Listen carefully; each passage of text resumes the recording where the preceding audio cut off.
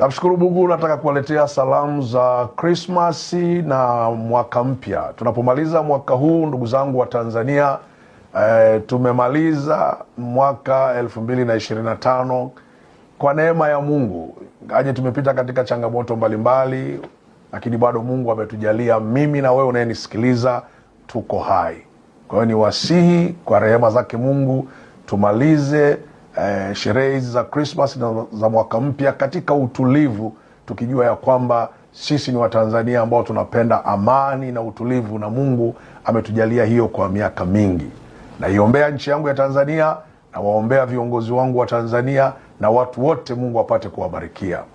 Lakini mwisho, napotaka kumalizia salamu zangu hizi, naomba niwakumbushe wana FPCT, kama Mungu akitujalia tarehe 7 mwezi wa kwanza 2026 tunaanza maombi yetu ya kufunga kwa siku 40, na maombi hayo yatakwenda moja kwa moja mpaka tarehe 15 mwezi wa pili 2026 tutakuwa tukimaliza maombi hayo.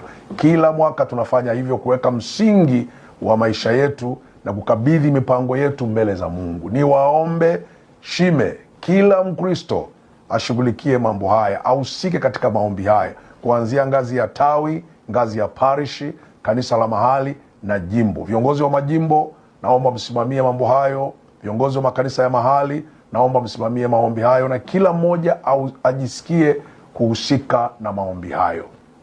Kumbuka, usinipunguzie mwendo nisipokuambia.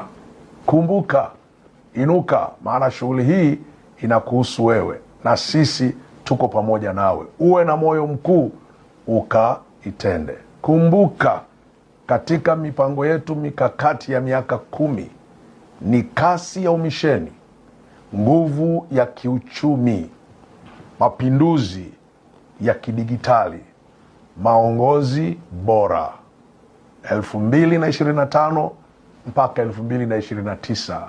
Bwana wa mbingu atubarikini wote. Amen.